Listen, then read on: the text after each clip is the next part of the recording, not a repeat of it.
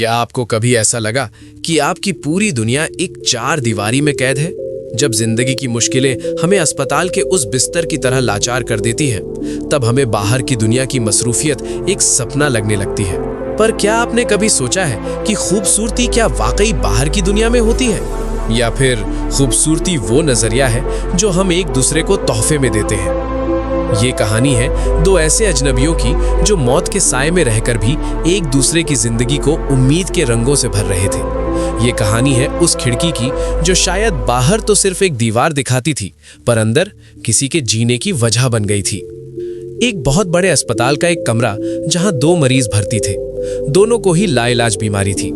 एक मरीज जिसका नाम था रामू खिड़की के ठीक बगल वाले बिस्तर पे लेटा था।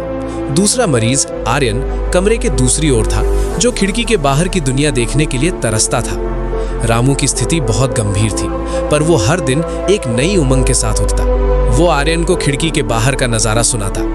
आज देखो आर्यन, सामने वाले पार्क में बच्चे अपनी पतंग उड़ा रहे हैं। नीला आसमान बादलों से ढका है और ठंडी हवा चल रही है।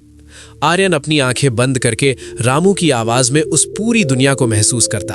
वो खिड़की की उस मध्यम रोशनी में उन बच्चों की हंसी सुनता, बारिश की बूंदों की महक सूंघता और ढलते सूरज की सुनहरी आभा को अपने मन में उतारता। ये रामू की आवाज ही थी जिसने आर्यन को उस दर्द भरी जिंदगी में जीने का एक बहाना दिया था। महीने गुजरते गए। आर्यन का मन अक्सर खिड़की के पास जाने को करता। उसके मन में एक हल्की सी जलन भी थी। काश ये खिड़की मेरी होती, काश मैं भी खुद उन नजरों को देख पाता। पर वो रामू की दोस्ती के लिए चुप रहता। एक सुबह नर्स रामू के कमरे में आई। उसने देखा कि रामू की नींद में ही मौत हो चुकी है। नर्स ने डॉक्टर्स को बुलाया और रामू के शरीर को हटा दिया गया। आर्यन को रामू की मौत का बहुत गहरा धक्का लगा, पर साथ ही उसे एक उम्मीद भी मिली। अब वो खिड़की के पास जा सकता था। जब नर्स उसे खिड़की के पास वाले बिस्तर पे शिफ्ट करने लगी तो आर्यन ने पूछा, दीदी क्या मैं खिड़की के बाहर देख सकता हूँ? नर्स ने मुस्कुराकर सहमति दी। आर्यन ने हिम्मत जुटाई और खिड़की के पास जाकर जैसे ही पर्दा हटाया, उसके पैरों तले जमीन खिसक गई। बाहर कोई पार्क नहीं था, कोई बच्चे नहीं थे, कोई नीला आसमान नहीं था। बाहर तो बस एक पुरानी मटमैली और खुरदरी ईंटों की दीवार थी। आर्यन स्तब्ध रह गया। उसने नर्स से पूछा, दीदी ये क्या है? जो मरीज मेरे साथ था वो तो रोज मुझे यहाँ से बाहर के सुंदर नजारे सुनाता था। उसने ऐसा क्यों किया? नर्स की आंखों में आंसू आ गए। उसने कहा, वो रामू जी, वे तो पूरी तरह अंधे थे। वे तो बाहर की उस दीवार को देख भी नहीं सकते थे। उन्होंने तो ये सब बस इसलिए कहा ताकि आप जिंदा रह सके, आप उम्मीद ना हारें। आर्यन उस खाली दीवार को देखता रहा। वो दीवार नहीं थी, वो रामू का दिया हुआ वो प्यार था जिसे उसने एक मरीज की तरह नहीं, एक फरिश्ते की तरह जिया था। रामू के पास खुद उम्मीद की कोई किरण नहीं थी। उसे पता था कि वो मर रहा है, फिर भी उसने अपनी आखिरी सांसें किसी और के चेहरे पर मुस्कान लाने के लिए खर्च कर दी। दोस्तों, क्या हमारे पास भी ऐसी कोई खिड़की है? हम अक्सर अपनी जिंदगी की शिकायतों में इतने डूबे रहते हैं कि हम भूल जाते हैं कि हमारे पास किसी को उम्मीद देने की कितनी बड़ी शक्ति है। हम किसी का साथ देते हैं पर अपनी स्वार्थ सिद्धि के लिए। रामू ने जो किया वो निस्वार्थ सेवा का चरम था।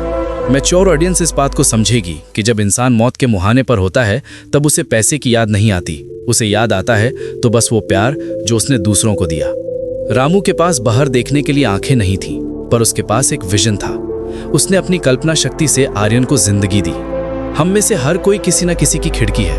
आपके शब्द, आपकी मुस्कुराहट, आपका एक फोन कॉल किसी ऐसे इंसान के लिए खिड़की बन सकता है जो अंधेरे में बैठा है। शायद आपके आसपास कोई ऐसा दोस्त हो, कोई ऐसा रिश्तेदार हो जो अंदर ही अंदर टूट रहा हो। क्या आप उसकी खिड़की बनेंगे? क्या आप उसे उम्मीद का वो नजारा दिखाएंगे जो वो खुद नहीं देख पा रहा? आर्यन उस दिन समझ गया कि खूबसूरती किसी पार्क में नहीं, किसी नज़ारे में नहीं, बल्कि देने के उस जज्बे में है जो किसी को जीने की वजह देता है। दोस्तों, इस कहानी से हमें दो बातें सीखनी चाहिए। पहली, कि जिंदगी जैसी भी हो उसे खूबसूरत बनाना हमारे हाथ में है। अगर बाहर दीवार है तो अपनी कल्पना से वहां पार्क बनाइए। और दूसरी, दूसरों के अंधेरे में अपनी उम्मीद का दिया जलाइए। आज आप खुद से पूछिए, मैं किसकी खिड़की हूँ? क्या मैं किसी को नीचे गिरा रहा हूँ या मैं किसी को वो उम्मीद दे रहा हूँ जो उसके पास नहीं है? आज किसी ऐसे इंसान को फोन कीजिए या मिलिए जो मुश्किल दौर से गुजर रहा है। हो सकता है आपकी कही हुई कोई बात उसके लिए खिड़की का वो नज़ारा बन जाए जो उसकी जिंदगी को बचा ले। रामू मर गया, पर वो आर्यन के मन में आज भी जिंदा है। आप भी किसी के मन में जिंदा रह सकते हैं, बशर्ते आप अपनी खिड़की को प्यार और उम्मीद से भर दें। हिंदी इंस्पिरेशन के साथ जुड़कर दूसरों की जिंदगी में उम्मीद की किरण जगाएं। अगर आप भी आज से किसी की उम्मीद की खिड़की बनने का वादा करते हैं तो कमेंट में आई एम होप जरूर लिखें। दुनिया को आपकी दयालुता की जरूरत है। मिलते हैं अगली कहानी में।